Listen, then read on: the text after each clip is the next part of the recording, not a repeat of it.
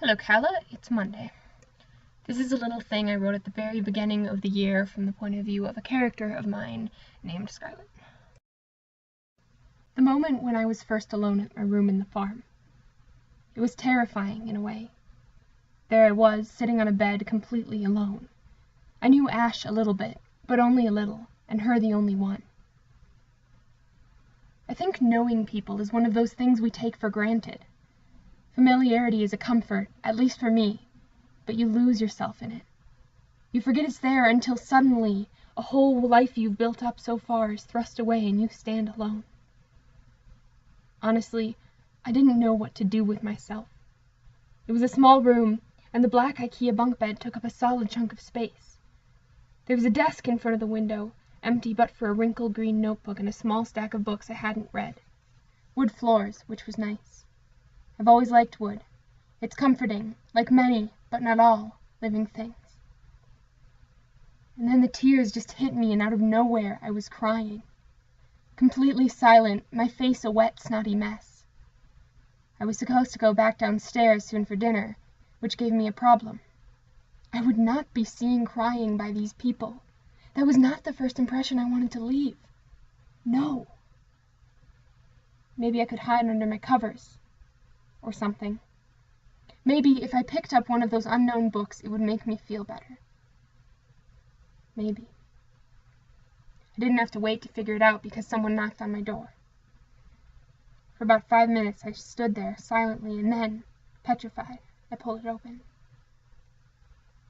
It was Ash. Her hair had grown to a short black fuzz, and the bruises on her arms had faded. Sorry, I mumbled, wishing I sounded more elegant, more put together, more anything, really. Anything but like I was sobbing and alone. I turned away. The silence was horrible, awkward, and the sound of my wet, runny nose filled it all. Out of nowhere, a small hand appeared with a tissue. I had to get a box of them in here, Ash said softly.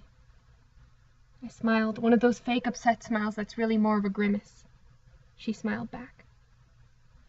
Thanks, I said. No problem. Are you going to be ready for dinner? I'm a mess, I muttered.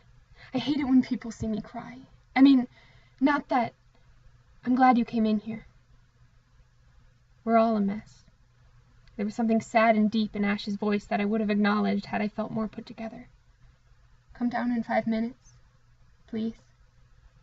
I bet no one will ever even say anything about it.